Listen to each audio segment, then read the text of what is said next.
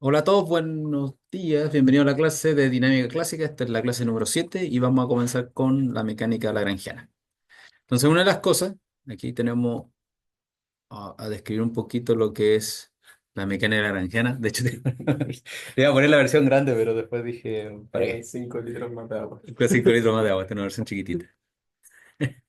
Entonces, el punto de la mecánica lagrangiana es tratar de distinguir una forma de reinterpretar la mecánica que conocemos desde los tiempos de Newton, pero agregándole un detallito extra. Entonces, cuando uno piensa, lo que vimos anteriormente, cuando uno piensa en mecánica newtoniana probablemente tal, uno hace énfasis en lo que son las fuerzas y en las ecuaciones de movimiento. La segunda ley de Newton es básicamente la ecuación de movimiento del sistema. Y los objetos principales en la mecánica newtoniana son las fuerzas, ya sea fuerzas que sean conservativas, no conservativas, forma vectorial, como sea. El punto es que la reformulación de esta mecánica, la que desarrolló uno de los padres de la mecánica o sea, que vino la revolución en la mecánica dado con los trabajos de Lagrange, o en italiano que era Giuseppe Luigi Lagrange, de Torino. De hecho, yo hice el doctorado y ahí siempre veía hasta la Plaza Lagrange y no sabía, yo pensaba que era francés, pero en realidad es italiano, de la región de Torino, de la región de Piemonte, perdón.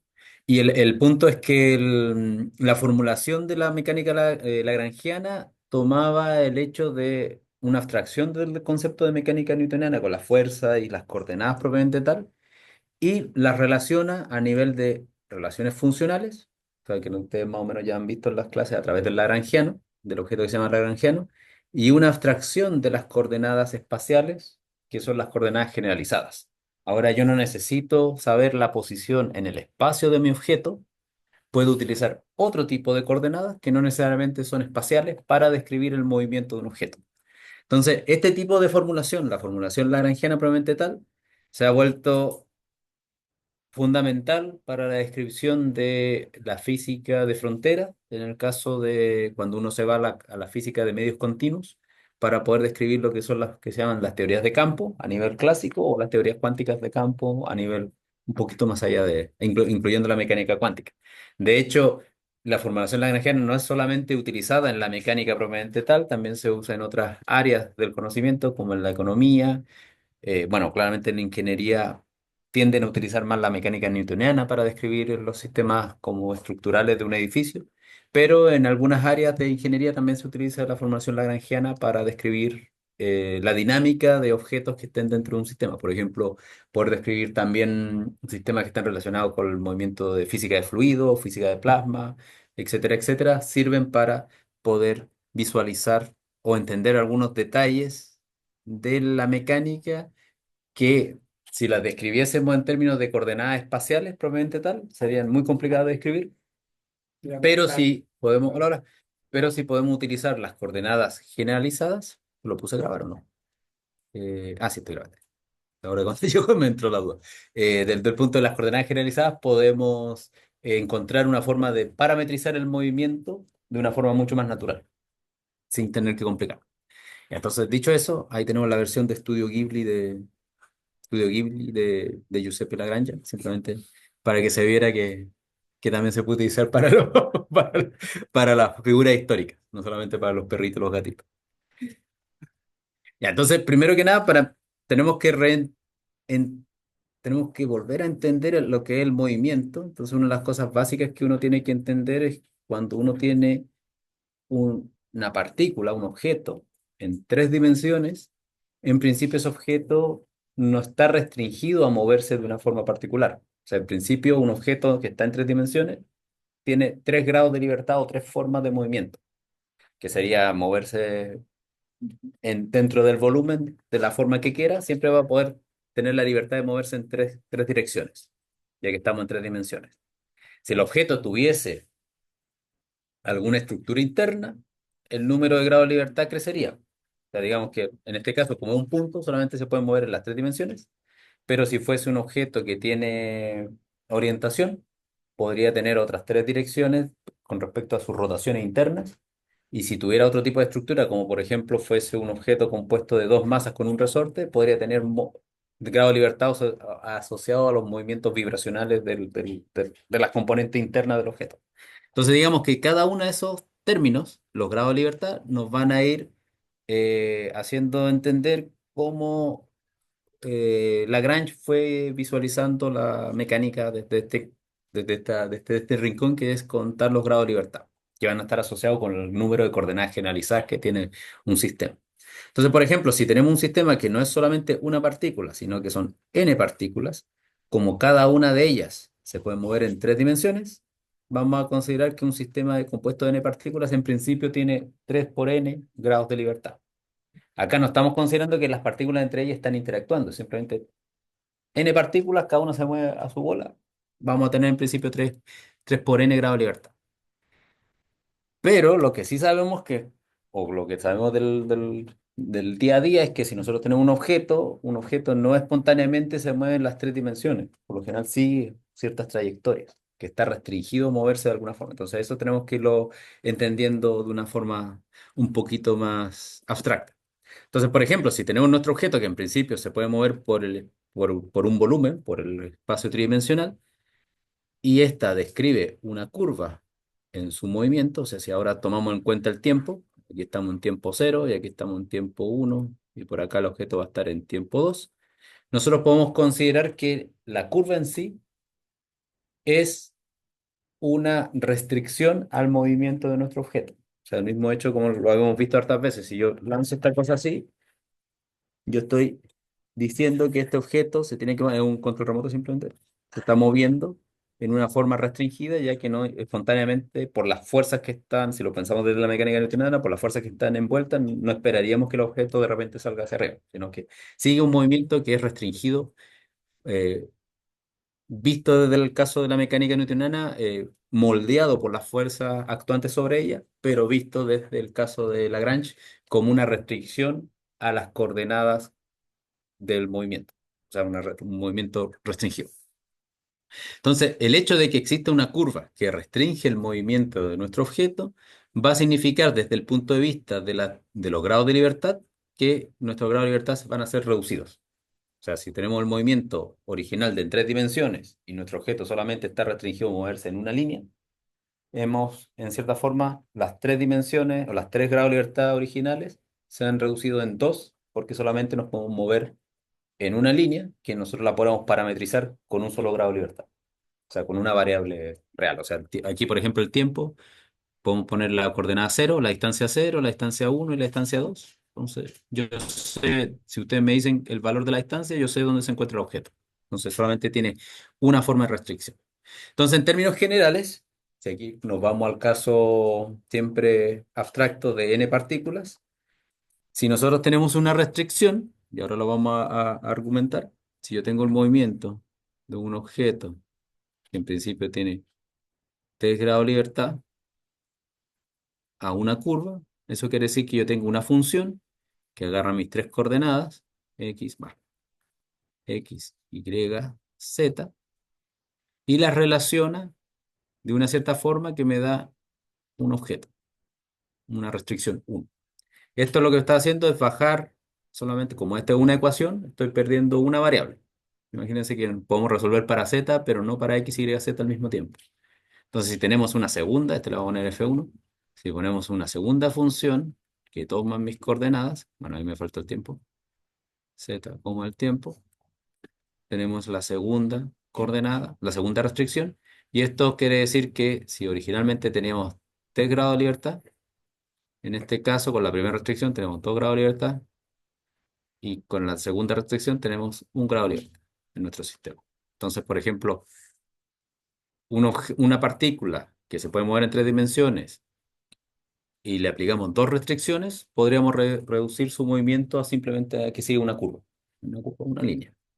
Ahora lo vamos a ver con más calma, pero desde el punto de vista genérico, nosotros tenemos, si tenemos n partículas, que cada una de ellas se puede mover en tres dimensiones, y tenemos k restricciones, entonces el número de grados de libertad va a ser, los grados de libertad originales son 3n, y si tenemos k restricciones, este va a ser el número de coordenadas de grado de libertad efectivos del sistema final.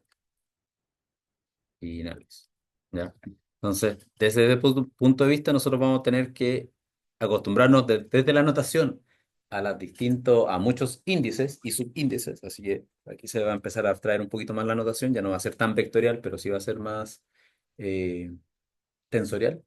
Entonces, si tenemos una restricción, el F sub j, aquí tenemos las distintas posiciones de nuestras n partículas. Cada una tiene 3 grados de libertad internos, o sea, cada una de las 3 dimensiones, por n.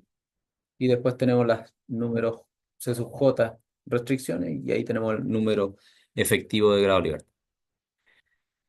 Veámoslo aterrizado. Eso es de la forma súper abstracta, porque por lo general nunca nos podemos lidiar con n partículas, y si tenemos n partículas con un n más de 10 por decirlo así, lo más probable es que resolvamos el problema con un computador, haciendo la simulación punto a punto. Pero hagamos el caso más sencillo. Movimiento circular. Nosotros, desde el punto de vista de la mecánica newtoniana, sabemos que bueno, ponemos aquí nuestro objeto, ponemos nuestro radio, y ponemos el ángulo y vemos cómo se mueve. Decimos, ahí hay una fuerza, una tensión, que es la reacción, ya sea la fuerza de gravedad, y más estas dos fuerzas están balanceadas de tal manera, uy, adelante dos, balanceadas de tal manera que nuestra ecuación de Newton, que sería la fuerza de gravedad menos la tensión, por ejemplo, es tal que su movimiento está restringido, solo se mueve por la circunferencia. Eso desde el punto de vista de Newton. Desde el punto de vista de lo que estamos viendo ahora, de la forma un poquito más abstracta, nosotros, si tenemos un movimiento que está en principio en 3 dimensiones, o en este caso en 2 dimensiones, vamos a restringirlo ya en un plano. Entonces, si tenemos 2 dimensiones y tenemos un objeto, simplemente tenemos 2 grados de libertad. Entonces, tenemos una primera restricción, que es la... Claro, tenemos la primera restricción, que nos está diciendo que el movimiento entre X e Y, que son libres a priori, tienen que cumplir la restricción que X cuadrado más Y cuadrado igual a R cuadrado. O sea, básicamente forzarlo a que viva dentro de una circunferencia. Y la segunda restricción simplemente es para poder, recuerden que aquí tenemos el tiempo, que no es una variable que podemos restringir, pero con esta segunda restricción vamos a poder seguir la posición exacta del objeto. Entonces, la segunda restricción aquí yo tengo mis 2 coordenadas más el tiempo, impongo mi segunda restricción, y esto se va a traducir a que, por ejemplo, el arco tangente de Y en función del tiempo, partido por X en función del tiempo, nos entregue el ángulo. De tal, El, Ujú. el R puede variar, ¿no? En este caso, simplemente yo estoy diciendo que es un movimiento circular. Ok. O sea, que yo sé que se mueve en un círculo, no importa lo que haga, no puede salir del círculo. Podríamos hacerlo variar si es que consideramos la restricción adecuada. O sea, podríamos decir que eso es un R de algo, R de T, y sigue una espiral. Entonces ahí tendríamos que ver cómo es la segunda restricción para poder identificar, porque imagínate que Ujú. un objeto así, podríamos usar si usamos el ángulo, no sabríamos si estamos aquí o aquí.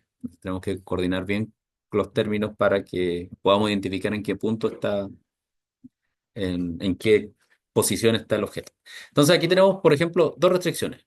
Con estas dos restricciones, no es tan difícil darse cuenta que podemos reescribir las coordenadas espaciales en términos de coordenadas o de nuevos parámetros.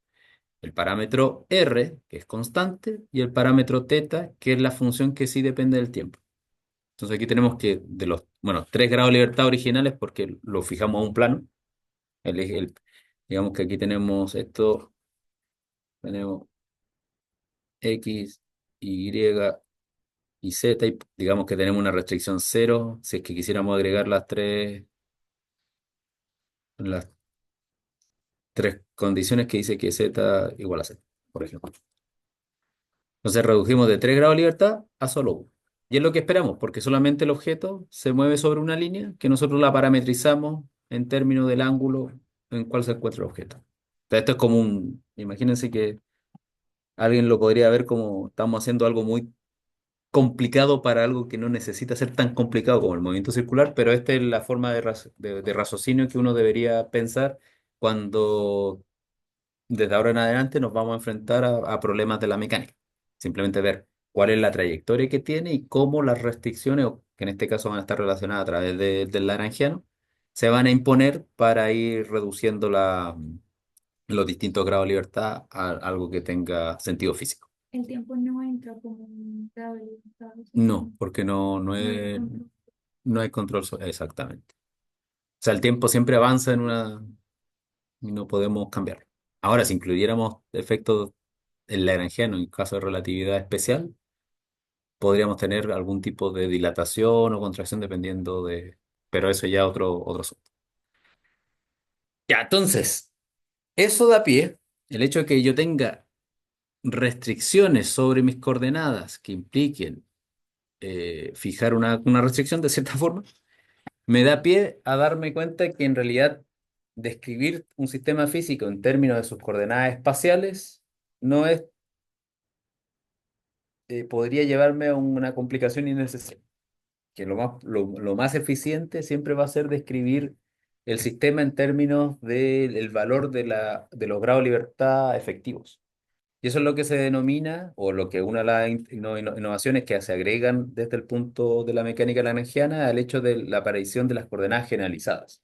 En realidad yo no necesito describir todo en el espacio, puedo escribirlo en términos de otras coordenadas, que no necesariamente tienen que tener unidades de distancia, que me parametrizan los grados de libertad remanentes, los grados de libertad que sobreviven a todas las restricciones. Entonces, en este sentido, si yo tengo mis coordenadas espaciales, x sub i, que podría ser, que aquí recién las teníamos para el caso de las coordenadas polares, yo tengo que eh, x ahora va a ser r coseno teta, y r seno teta, y z igual z cero, por decirlo así, para que esté en un plano. Entonces, yo puedo fijar aquí que cada una de mis coordenadas espaciales va a ser función de mis coordenadas generalizadas. Aquí el caso más obvio es que R, X, depende de la coordenada generalizada teta, el ángulo. Y depende de la coordenada generalizada teta. R en este caso es constante, no es una coordenada generalizada, no podemos variar R. Pero aquí vemos una relación muy simple donde podemos visualizar esto. Que ahora las coordenadas espaciales definen en dónde se encuentra el objeto, pero en realidad su movimiento viene definido por una estructura interna, que son las coordenadas generalizadas, que son las que sobreviven todas las restricciones debido a las distintas fuerzas que están presentes, si lo pensamos desde el caso de Newton. Ahora, ¿qué cosa va a ser importante de esto? Es que cuando estudiemos, como la mecánica estudia la evolución de los sistemas físicos, vamos siempre a estar interesados en cómo las variaciones de nuestras coordenadas, ya sea espaciales o generalizadas, afectan unas a las otras. Como el movimiento lo podemos siempre pensar como saltos infinitesimales, entonces eso quiere decir que una variación de mi coordenada x sub i, nosotros la podemos describir a primer orden como variaciones de cada una de las coordenadas generalizadas pesadas por las derivadas parciales entre un sistema y el otro. De tal manera que mi variación de coordenada generalizada, de coordenada espacial x sub i, viene dado por las derivadas parciales de cómo cambian las coordenadas x sub i con respecto a las coordenadas generalizadas q, pesadas multiplicadas por la variación de la coordenada q. O sea, si yo quiero ver cómo cambia mi coordenada x, yo tendría que hacer las derivadas de x con respecto a teta por d teta más la derivada de x con respecto al tiempo, si es que existe una variación del tiempo. Entonces aquí sale directo que la coordenada x, asumamos que esto, no, esto va a ser la derivada de x con respecto a teta, que vendría siendo menos r seno teta de teta más lo que sea su variación en el tiempo. ¿Sí? Si es que tiene una dependencia explícita del tiempo. O sea, que esto fuera x más alfa t. Y ahí saldría esto sería un alfa por un dt, por ejemplo.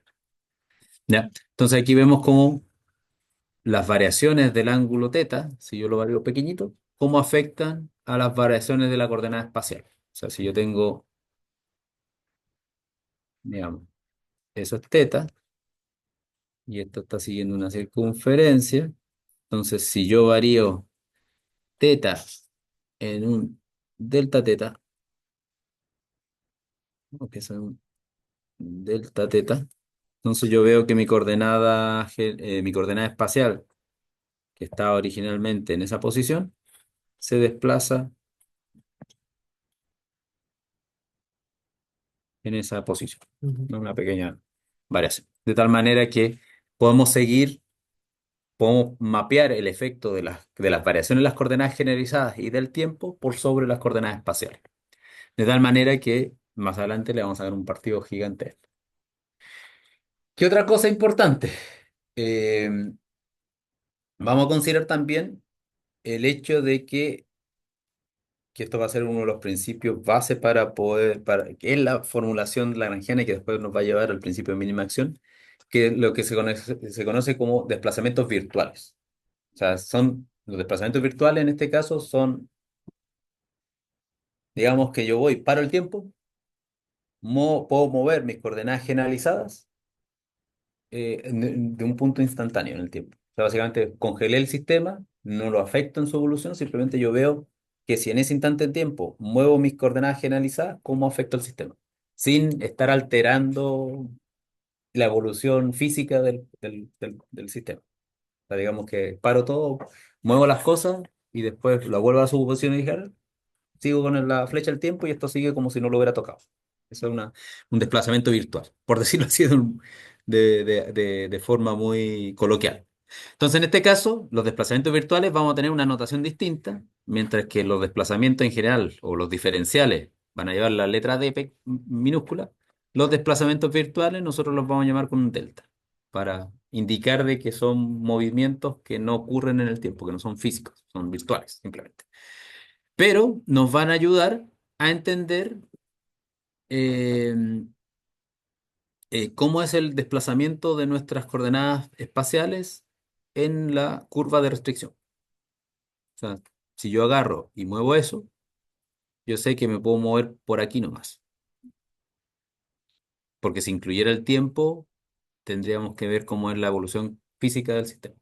O sea, simplemente aquí yo moviendo esto, yo puedo básicamente recorrer eso sin ningún problema, sin afectar a mi sistema. Ya, ¿para qué nos va a servir esto?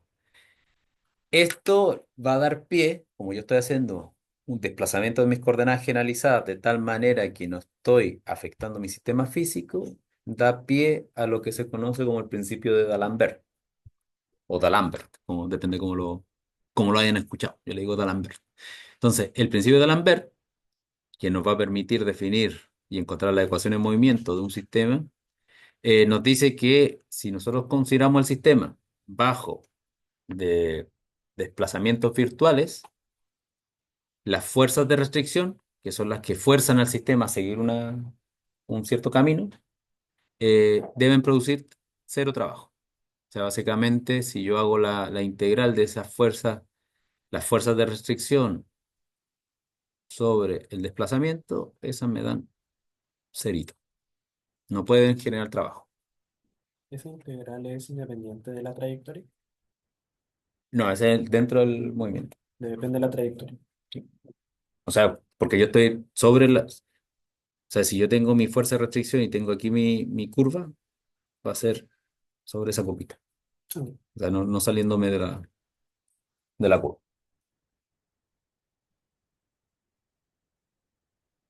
Ya, entonces, una de las cosas importantes que el principio de D'Alembert nos dice que trabajos virtuales o desplazamientos virtuales, perdón, generan cero trabajo.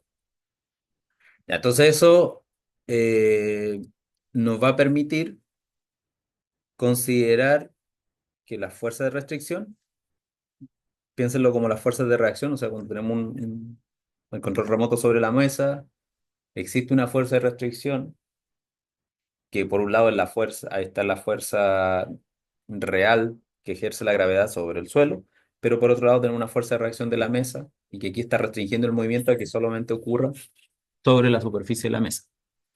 Entonces, digamos, en cierta forma, para estos desplazamientos, o sea, si esto ahora yo tengo el tiempo y yo juego con mis coordenadas generalizadas y solo me dice que la puedo mover sobre la mesa, las fuerzas de restricción no van a ejercer trabajo porque en cierta forma lo podemos pensar que son ortogonales al movimiento. O sea, por ejemplo, aquí la fuerza normal, que está apuntando hacia arriba, cualquier desplazamiento que haga con mis coordenadas generalizadas va a generar un movimiento, va a generar un desplazamiento sobre la mesa, pero como es ortogonal, trabajo cero. Entonces piensen que las fuerzas de restricción, que son las fuerzas de reacción, están ahí y no van a ejercer trabajo ante desplazamientos virtuales. Ya, entonces, si lo pensamos de nuevo, en el caso de los movimientos circular, vamos a verlo con calma. Ah, no, no, no, vamos con... Pénsenlo como en la tensión. No, no, tengo aquí, más adelante tengo el ejemplo. Entonces, hagamos la formulación. El trabajo virtual, que el trabajo debido a los desplazamientos virtuales, va a llevar la delta, ¿recuerdan? Va a estar relacionado en principio por infinitesimalmente, pensando siempre chiquitito, a la fuerza de reacción uno, por ejemplo, por un desplazamiento de la coordenada uno, por el desplazamiento virtual de la coordenada uno.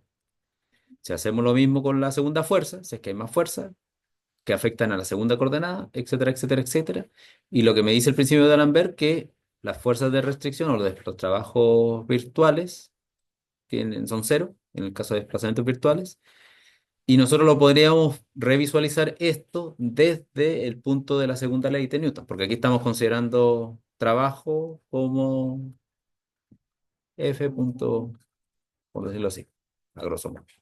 Entonces, si lo vemos desde el punto de la segunda ley de Newton, la partícula en sí no tiene idea de los desplazamientos virtuales, simplemente sabe de que su movimiento viene dado, o sea, el cambio del momentum en función del tiempo, o sea, la derivada del momento en función del tiempo viene dado por la sumatoria de fuerzas, que en este caso a la partícula iésima la está afectando las fuerzas externas, como el caso de la fuerza de gravedad, más una fuerza de reacción, que en el caso de la mesa, o sea, del control remoto sobre la mesa, es la fuerza normal que ejerce.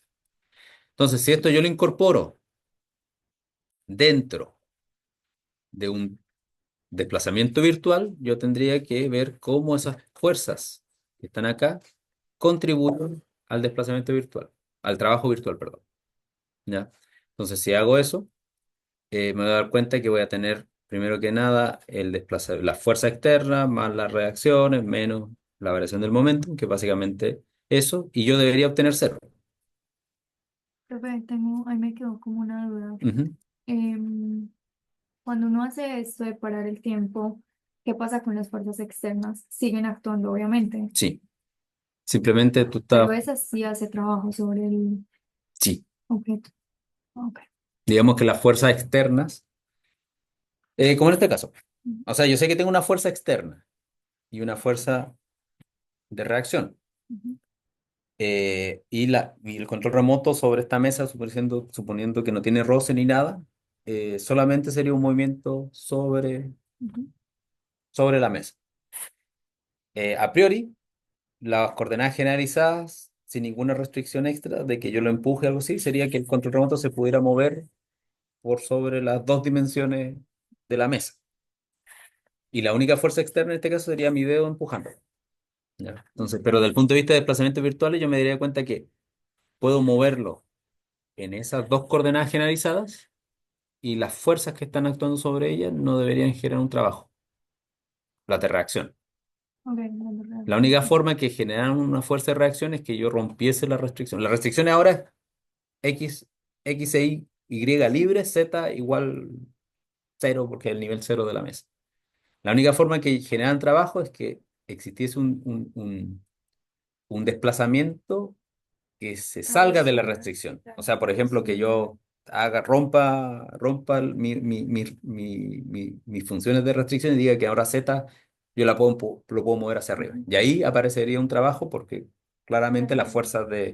primero, la fuerza de reacción de la normal desaparecería tan luego yo la levanto y solamente estaría el trabajo debido a la fuerza de gravedad.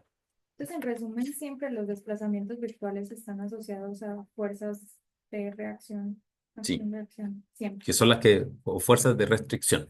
¿Cierto? Porque tal vez si yo tengo esto, en el caso de la mesa es tan fácil verlo Sí. porque es todo plano, cuadradito, cartesiano, todo bonito, pero imagínate un avión volando Claro, ahí hay fuerzas de reacción, fuerzas externas, fuerzas de todo, y que y el movimiento de un avión no necesariamente en línea recta, va a tener movimientos que son, y digamos que si esa es la curva, eh, los desplazamientos virtuales solamente podrían ser en las direcciones donde se está, en la trayectoria del avión. Si lo muevo para arriba o para abajo, aparecerían fuerzas, Ah, sí, trabajos, porque son, diferentes. porque son básicamente la sustentación bueno, la viscosidad del aire y otros fenómenos más complicados. Ujú. Profe, Ujú. ¿las fuerzas de restitución caerían en el desplazamiento virtual o fuerza externa? La restitución, como la plasticidad de un objeto. Mm, Eh, o sea, porque esos son, no son fuerzas reales, Fuerza externa. fuerzas externas. O Ok. sea, depende a quién estás viendo el objeto. Si yo tiro una pelota contra un colchón, Mm, el colchón, mientras está la interacción, está, piénsalo desde la energía potencial, está ok, acumulando energía potencial y después claro. la libera. Claro, sí. O sea, puede ser que si es conservativo, tú dirías, bueno, Sí, tiene pero trabajo cero, pero eso es porque está considerando la evolución del tiempo. Si está en el punto congelado el tiempo y yo lo desplazo, voy a generar una fuerza. Ok.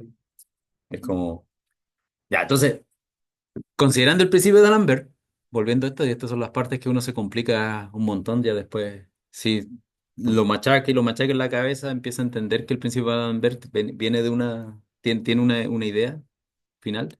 Entonces, si yo simplemente que considero el sistema, estaba calculando el trabajo bajo desplazamientos virtuales de mis coordenadas y me doy cuenta que en realidad la fuerza de restricción bajo transformaciones, desplazamientos virtuales siempre me dan trabajo cero, lo que obtengo es que bajo trabajos virtuales obtengo de nuevo, como estos son arbitrarios, no siguen una dirección privilegiada, no hay el desplazamiento no tiene por qué ser cero. La única forma de seguir satisfaciendo lo que sería la segunda ley de Newton es que lo que está acá adentro nos dé la segunda ley de Newton, básicamente. O sea que eso que sea cero, que es la suma de todos los momentos de las partículas de mi sistema de n partículas sea igual a la suma de fuerzas externas. Entonces, esto lo estamos viendo desde la partícula iésima. La partícula iésima sí siente las fuerzas de restitución, pero el sistema global, como son fuerzas internas, no se ven afectados. O sea, lo que habíamos visto antes, que las fuerzas internas no cambian el momentum del centro de masa, ni le da más energía al centro de masa exactamente. Pero las partículas por separado sí lo sienten. Ya. Veamos de nuevo, reanalicemos ahora lo que es el trabajo virtual, porque simplemente aquí vimos el principio de D'Alembert diciendo que la fuerza de restitución sobre los trabajos virtuales va a ser. Ahora, el trabajo virtual va a ser cómo se ve el sistema con las fuerzas externas actuando sobre ellas, las fuerzas físicas. Entonces ahora Ujú. un poco es que sería la otra parte de la ecuación de lo que estábamos viendo aquí, por lo de ese que está ahí con ese. Entonces, si consideramos esto como trabajo virtual, recuerden el delta que significa virtual. Y aquí vamos a considerar cómo es ese trabajo virtual con respecto de las fuerzas, con respecto a las variaciones, a los trabajos, a los desplazamientos virtuales de las coordenadas espaciales. Esto lo podemos siempre ver como en notación vectorial, como el producto punto de los vectores fuerza para la partícula A por el desplazamiento virtual del vector posición para la partícula A. Pero una de las cosas que acabamos de ver es que las coordenadas espaciales nosotros las podemos pensar como funciones de las coordenadas generalizadas. Entonces, un trabajo virtual, en principio, lo vamos a poder descomponer en términos de desplazamientos virtuales de las coordenadas generalizadas. Y para eso simplemente tenemos que hacer el trabajo de darnos cuenta que el- lo que antes teníamos como trabajo es eh, S sub i delta x sub i, lo voy a poner en una dimensión nueva, igual cero hasta n, y darnos cuenta que x sub i es básicamente j igual entre cero hasta sigma de las derivadas de parciales de x sub i de q sub j. Bueno, en realidad me equivoqué. Entonces le tendría que poner sigma, y esto lo ponemos K, simplemente, sigma, por los desplazamientos vectores de Q sub sigma. Reemplazando una con la otra, nos damos cuenta de que podemos escribir los trabajos virtuales en términos de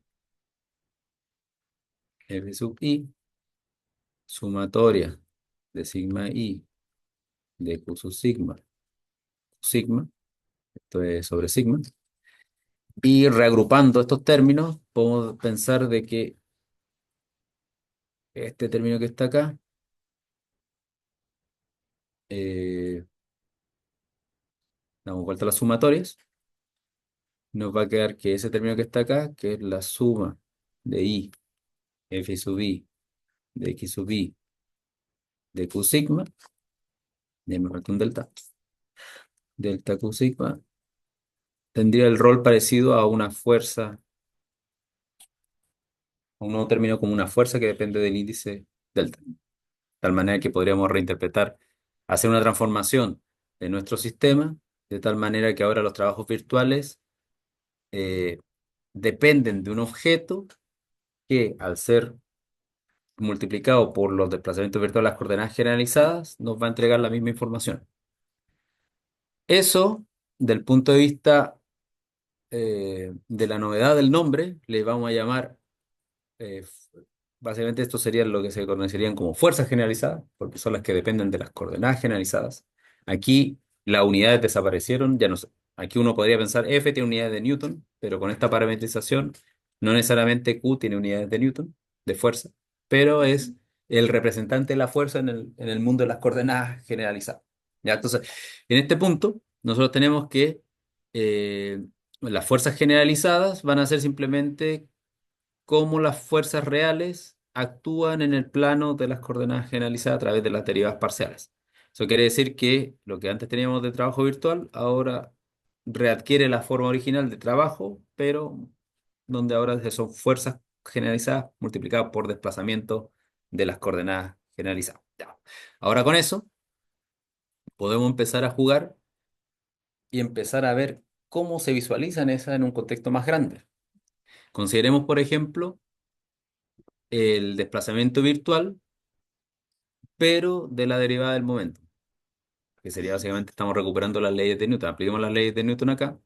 Nosotros tenemos la variación, la derivada del momentum, que es básicamente la masa por por la segunda derivada temporal de la coordenada espacial X, bajo desplazamiento virtual. Y recuerden que esto, a grosso modo, sin adelantarme tanto en eso es una fuerza,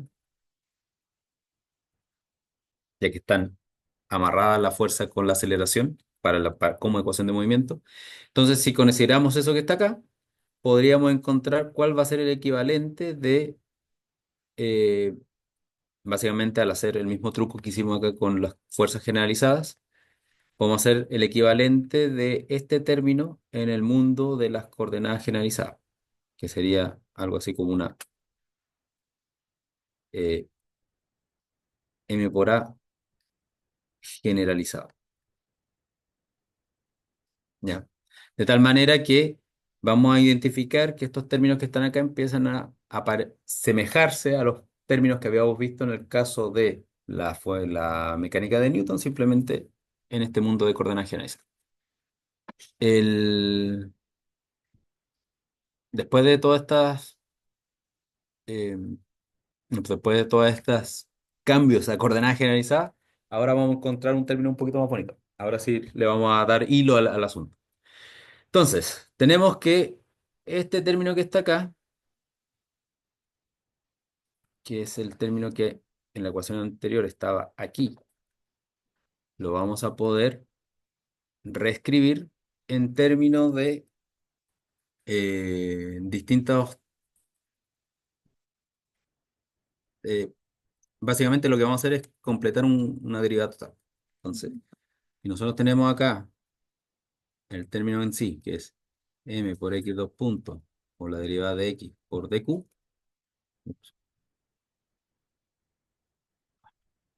mx dos puntos, por la derivada parcial de x, por la derivada parcial de q. nosotros nos podemos dar cuenta que este término aquí, dos puntos, lo podríamos escribir como, o sea, si hacemos la derivada de x punto por dx de q, nos damos cuenta, el primer término nos daría x dos puntos por dq, eso que está ahí, y el segundo término nos daría x punto por la derivada de x punto con respecto a dq. Ujú. Entonces, básicamente ese término que está acá arriba, yo lo puedo pensar como una derivada de x punto de x de q menos este término extra que es el que nos sirve para que todo tenga sentido. ¿Ya? De tal manera que lo que estamos haciendo es básicamente reescribir este término o el término m por a como una derivada total con su término distinto que está acá. Ya, ¿qué vamos a hacer con eso? Eh, Nos tenemos que acordar que de la misma manera que teníamos originalmente todo el arte, la mecánica lagrangiana es el arte de las derivadas. Entonces recuerden que esto es la, el cambio, el diferencial de x siempre va a ser esto que está acá por q más la derivada parcial de x con respecto a dt.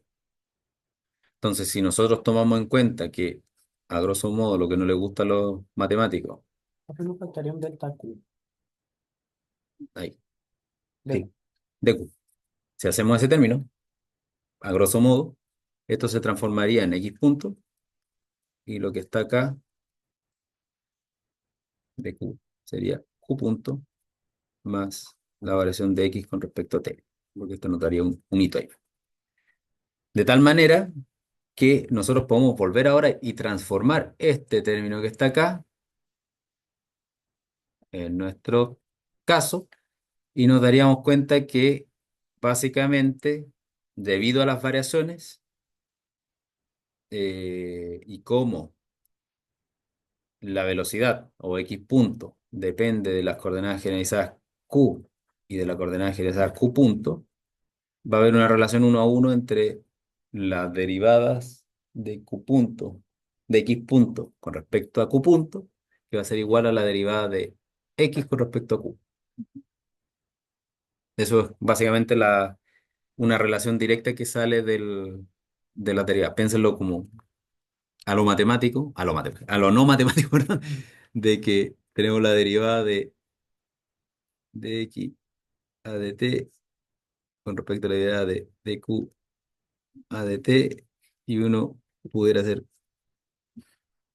y le queda de x a dq parcial. Ya. Eso para demostrarlo hay que hacer un trabajo mucho más largo, pero más o menos lo pueden visualizar de esa forma. Y entonces ahora con eso, con este término el x punto, lo vamos a utilizar ahí. Y lo que vamos a reducir todo este trabajo es que nuestro término,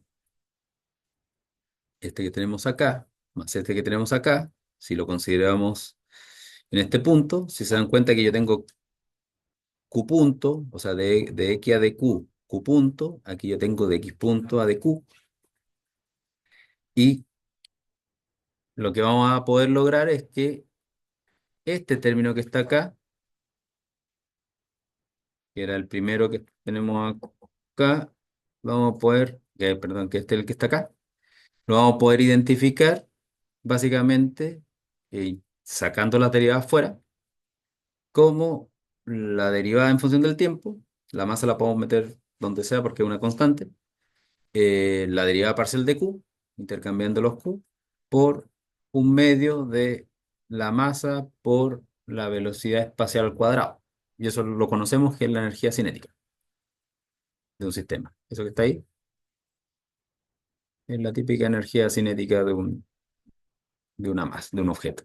Entonces tenemos que este primer término, el primer término de este término, de este objeto que está acá, es básicamente la derivada en función del tiempo de la variación de la energía cinética con respecto a Q punto. Ahora, el segundo término, el término este que recién estábamos viendo acá, lo vamos a poder asociar eh, con la variación. O sea, básicamente reproducirlo de acá arriba, de los mismos pasos, sacar las derivadas parciales fuera, y vamos a darnos cuenta que el segundo término va a corresponder a la variación de la energía cinética, pero con respecto a las coordenadas Q. O sea, por un lado, el primer término es la derivada total de la derivada en función del tiempo, perdón, de la energía cinética con respecto a Q punto, y el segundo término es simplemente la variación de la energía, la derivada de la energía cinética con respecto a Q. Simplemente partiendo desde la segunda ley de Newton.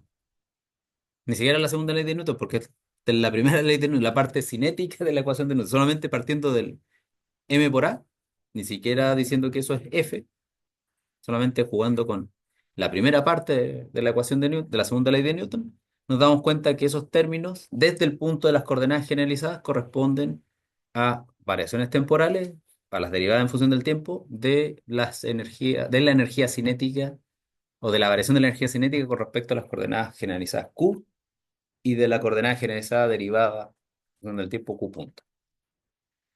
Todavía nos falta un término, que es la coordenada, la fuerza generalizada. Y aquí, un poquito tomando en cuenta de que estamos haciendo un trabajo virtual, perdón, un trabajo virtual, que eso a su vez va a ser igual a al peso de la fuerza generalizada por las variaciones de las coordenadas generalizadas. Aquí es todo muy generalizado todo. Lo que vamos a llegar es que si lo incluimos dentro de nuestro, como esto es un trabajo virtual y debería ser cero, vamos a obtener básicamente esta estructura, que tenemos la parte que viene del m por a, visto desde las coordenadas generalizadas, y la parte que viene asociada con las fuerzas, que viene desde las fuerzas generalizadas. Y lo que estamos teniendo de que como las variaciones de nuestras coordenadas generalizadas son arbitrarias, y eso tiene que valer cero, implica que lo que está dentro debería ser cero. Y esto sería la primera ecuación de Lagrange antes de entender lo que es Lagrangiano. Simplemente aquí me está diciendo que si yo conozco las fuerzas y las puedo escribir en términos de fuerzas generalizadas de mi sistema, yo tengo aquí una ecuación de movimiento que me dice en términos de las ecuaciones de la energía cinética.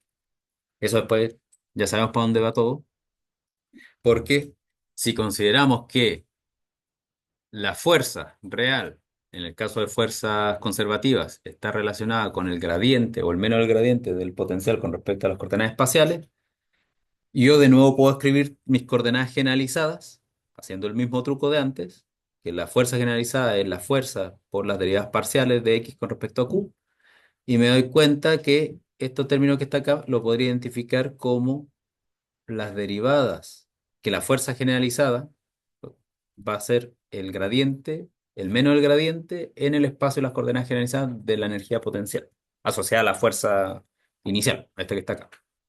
O sea, si m puede ser, o sea, si b puede ser mgh, donde h es la altura y yo estoy viendo el problema de mi péndulo, yo podría encontrar cuál es la energía potencial, la fuerza generalizada con respecto al ángulo θ, que es mi coordenada generalizada del sistema. O sea, cuál es la fuerza en el espacio de los ángulos. Entonces, si considero esto que está acá, que Q es menos V, Q que está acá, que sería decir, y esto lo vamos a hacer más tranquilito, nosotros tenemos que la derivada de T de eso con respecto a Q punto menos la derivada de T, Q punto, Q, perdón, y aquí tenemos Q, pero Q es menos la derivada del potencial con respecto a Q, y lo introduzco al otro lado, yo me doy cuenta que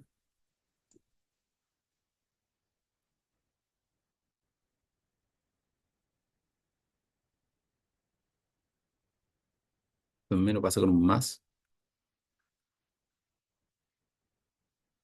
igual cero. Yo me doy cuenta que si defino un objeto que es básicamente T menos V, donde V es solo una función que depende de Q y no de Q punto. Ya. Yo puedo transformar esto tranquilamente y me queda la derivada de L con respecto a Q punto menos la derivada de L con respecto a Q. Y esto sería básicamente lo que ustedes ya conocen y recaban como las ecuaciones de Lagrange. O sea, básicamente invocando el principio de desplazamientos virtuales sobre un sistema que... No, no, es que estoy hablando. ¿Qué? ¿O en chicle? ¿O dulce? ¿Un dulce? Ah, bueno. Ay, porque si es chicle duró más tiempo. Un punto más en la prueba. Ah, ya. No. Ah,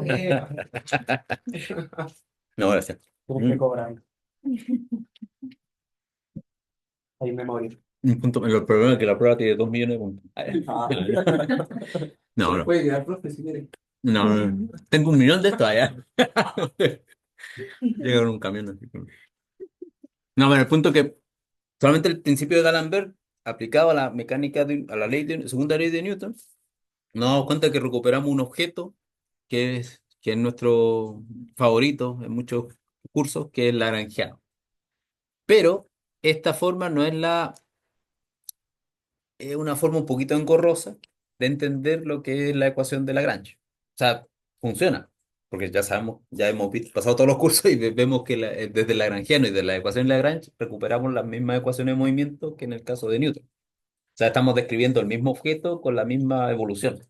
O sea, en ese punto no estamos viendo nada, no que la mecánica de Lagrange es una física distinta a la mecánica de Newton. Ambos explican los mismos procesos, solamente que el punto de vista de donde se está observando, se está interpretando la mecánica, son radicalmente distintos. En uno utiliza las fuerzas eh, como agentes, actores, así como hablar como político, como actores que generan la evolución de los sistemas físicos, mientras que desde el punto de vista de Lagrange, lo que es lo fundamental vienen siendo las coordenadas generalizadas, que son los grados de libertad intrínsecos del sistema dinámico.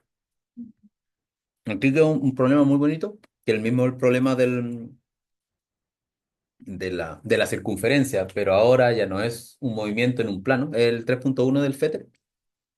Acá simplemente, si yo tengo un anillo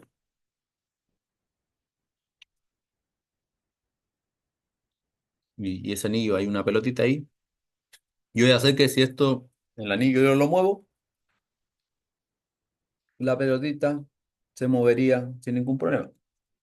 Pero, ¿qué pasa si este anillo, aparte, tiene una velocidad angular? De tal manera que el objeto se mueve, o sea, gira. Está, está así el anillo. Está así el anillo. Y la pelotita es libre de moverse sobre el anillo. O sea, dentro del anillo, siguiendo la circunferencia del anillo. Entonces, por un lado vamos a tener el movimiento circular, pero también tenemos que considerar desde el punto de Newton la fuerza,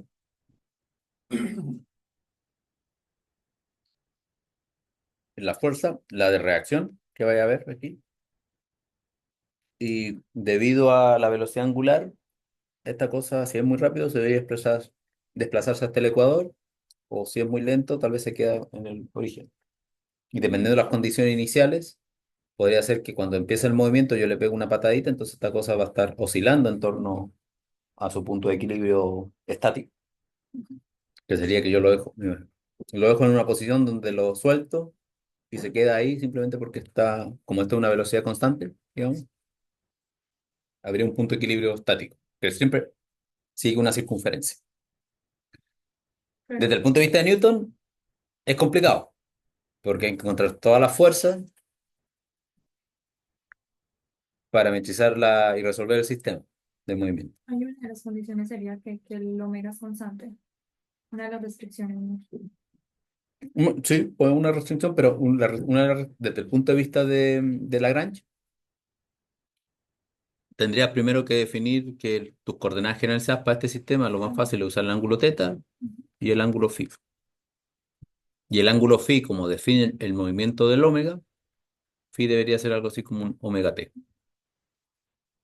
una restricción de una coordenada generalizada. Y el otro es ver los otros términos. O sea, como aquí estamos viendo desde el punto de vista de energías potenciales y ya hemos puesto la restricción, solamente estaría la energía potencial, que es un punto que ahora se me fue mencionarlo. Nosotros, al utilizar las restricciones, estamos incluyendo en nuestro sistema dinámico las fuerzas de reacción. Eso es importante hacer claro. Mientras que en el caso de Newton, nosotros tendríamos que escribir la fuerza de reacción del anillo para que el objeto, solamente debido a la fuerza, siga una circunferencia y aparte gire con el anillo. ¿Ya? Nosotros ya al implicar que desde esta coordenada, nosotros tendríamos nuestras coordenadas esféricas, X, que sería R, supongamos que tiene anillo R, eh, coseno de teta, coseno del T, más, nada que ver. Sí, Eh, no, pues no, no, coseno, ¿verdad? sí, pues no, Coseno de omega t, que sería lo que está asociado con el phi, y, r, seno de teta, coseno de omega t, y z, r, seno, omega t. No, de hecho lo hicimos pésimo. Con todo, pusimos con todas las coordenadas al revés. O sea, sí. No. No, vamos a hacer así. R, coseno de omega t, seno de teta, seno de teta, coseno de teta. Ahí, y, teta. Va. Entonces, aquí ya impusimos las restricciones. Aquí ya no tenemos que preocuparnos de la fuerza de reacción del anillo para mantener el movimiento circular. Aquí el movimiento siempre va a ser circular y lo que tenemos aquí que preocuparnos es que cómo es la evolución de teta en nuestro sistema físico. Entonces, tendrían que ver cómo son las ecuaciones de movimiento de este sistema. Va, perdón, para este problema. Que básicamente, de hecho, aquí los que simplemente los puntos importantes para practicar es encontrar cuál es el lagrangiano del sistema. Y más adelante, aunque hay otros puntos acá, más adelante tratar de entender cuál es el rol de la fuerza de reacción en nuestro Lagrangiano. O sea, nosotros ponemos una restricción, pero más adelante vamos a darnos cuenta que en realidad no es necesario restringir el asunto, podemos poner unas fuerzas de restricción, fuerzas generalizadas de restricción dentro del sistema. Bueno, eh, con esto van a tener todo harto entretenimiento. Porque después alguien podría agregar el problema de que en realidad el anillo no es un anillo rígido, un anillo flexible, flexible en el sentido de que no necesariamente se flexiona, que pierde su planura, el plano del anillo, pero sí podría hacerse que también se achata debido a si la velocidad angular es muy grande, empieza a achatarse. Y ahí el anillo tendría que reajustarse a las coordenadas del sistema. Se lo dejo ahí. Ah, ya. Bueno, eso. Eso es la clase de hoy. Voy a parar aquí la grabación.